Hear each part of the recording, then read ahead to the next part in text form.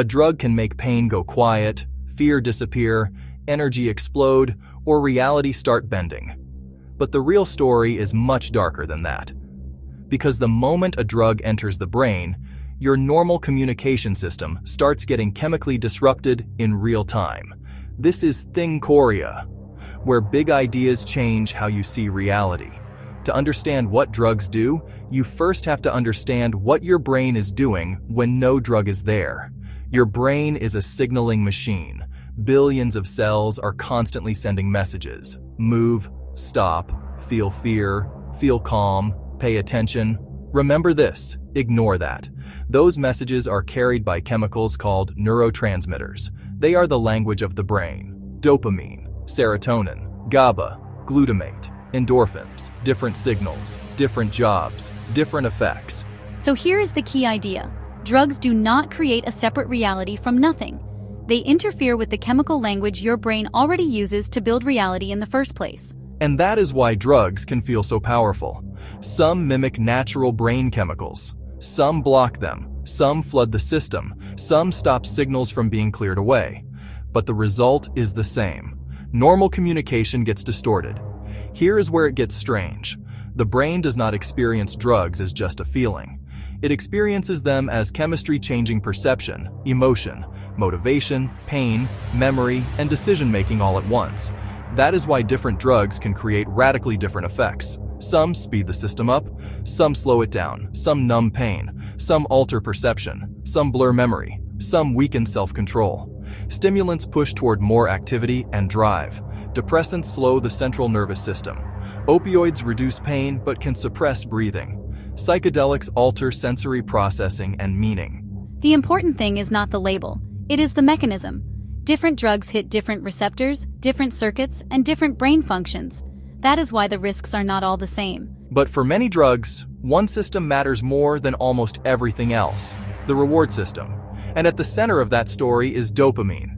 Dopamine is often called the pleasure chemical. That is too simple. Dopamine is more like the chemical of motivation, salience, and this matters. It helps the brain tag experiences as important, worth repeating, worth chasing again. And this is where drugs become dangerous. Many can produce dopamine signals far stronger, faster, or more artificial than ordinary life. The brain notices that very quickly. Food matters, connection matters, achievement matters. But a drug can hit the system so intensely that the brain starts giving it abnormal priority. Not because the drug is meaningful, because the signal is overwhelming. That is the trap. The brain can start learning that the drug matters more than ordinary rewards, more than sleep, more than food, more than connection, more than long-term consequences. But the brain does not stay passive. It fights back. If a drug keeps pushing a system too hard, the brain starts adapting. Receptors can become less responsive. Signals can be reduced. Sensitivity can drop. That is called tolerance. The same substance can produce less effect over time because the brain is trying to restore balance. And that means something dangerous. The person may chase the old effect while the brain keeps moving the target. Then comes the next problem. When the drug is removed, the brain is no longer in its original state. It has adapted to the drug being there. So now, without it, the system can feel off balance. That is why withdrawal is not just wanting more. It can be the brain and body struggling to function after adapting to repeated chemical interference. Stress rises, mood crashes, sleep gets disrupted, the system pushes back. So addiction is not just about liking a substance. It can become a loop of reward, adaptation, craving, and relief. The brain learns the pattern, then starts defending it. Repeated drug use can start reshaping attention, habit, memory, and self-control. The brain begins wiring around the cycle. That does not mean every person becomes addicted, and it does not mean every drug affects every brain the same way. Genetics matters, age matters, mental health matters, environment matters, frequency matters, but the biology of risk is real. And younger brains can be especially vulnerable. A brain that is still developing is also still wiring itself. Repeated chemical disruption can interfere with systems for reward, impulse control, learning, and emotional regulation. Here is the part most people miss. Drugs do not just change how you feel in a moment. They can change what your brain starts expecting, what it starts prioritizing, and what it starts learning to need. That is why addiction can feel so confusing from the outside. People often ask, why not just stop? But once the brain has been trained into the loop, the question is no longer purely psychological.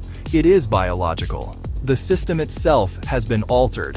And yet this is not a hopeless story.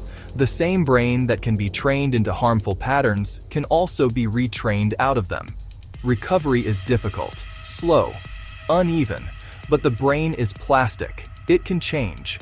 That may be the most important point in this entire video. Drugs can train the brain, but healing can train it too. So what happens when we take drugs? Chemically, the brain signaling system gets interrupted. Emotionally, perception and reward can be distorted. Biologically, the brain adapts, and over time, repeated use can start teaching the brain what to chase, what to ignore, and what to become dependent on.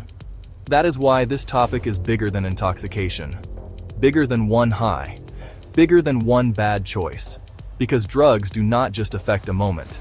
They can alter the system that decides what matters to you in the first place. And once that system changes, the consequences are no longer only about what you took. They are about what your brain is learning from it. That is the real danger. Not just feeling different for a moment, but teaching the brain a pattern that can outlast the moment itself. Natural rewards raise dopamine by modest amounts. Some drugs, like certain stimulants, can drive it to extreme spikes. Your brain reads intensity, not source. A massive artificial spike is read as a critical survival event. The core of the trap. The brain does not have a way to judge the source, only the intensity. The brain's motivational hierarchy gets reordered. The drug places itself at the top. The brain is a learning machine. Repetition encodes craving and pursuit. The trap has been set and sprung. This is not a failure of character. It is the brain doing exactly what it was designed to do: learn and prioritize powerful rewards. But learned pathways can be unlearned. Addiction is far more than a simple cycle of use and withdrawal. It is a fundamental change in the brain's structure and function. It is a learning disorder.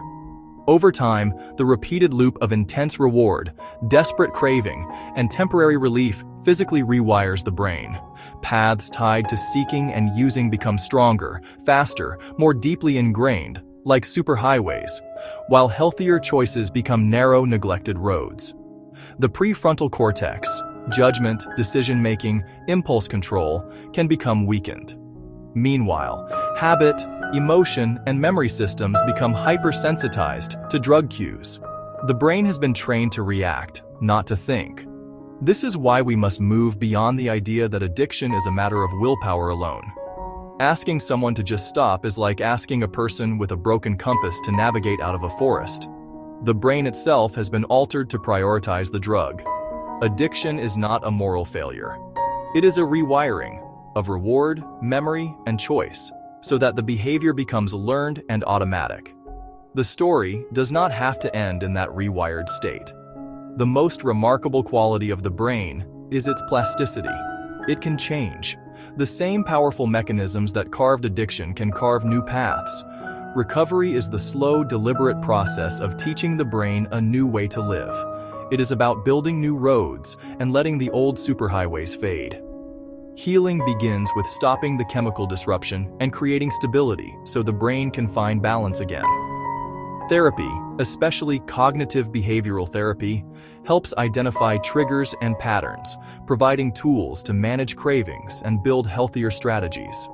Support groups add community and shared experience, reminding you that you are not alone. These are active forms of brain retraining. Over time, with consistent effort, the brain can begin to heal. New habits, exercise, mindfulness, creative pursuits can help restore the brain's natural dopamine system and reactivate reward pathways in a healthy way. The prefrontal cortex can regain strength, improving impulse control and judgment. The brain learns reward in life itself. Drugs do more than change how you feel in a moment. They train your brain. They change what it expects, what it prioritizes, and what it learns. The danger is not just the high, it is the lasting pattern you teach the most complex organ you will ever own. But because the brain can learn, it can also unlearn. Healing is possible. The city of lights can be restored. The pathways can be redrawn, and a new, more hopeful map can be created. Not back into darkness, but forward, into the light. Thinkoria. Big ideas that change how you see reality.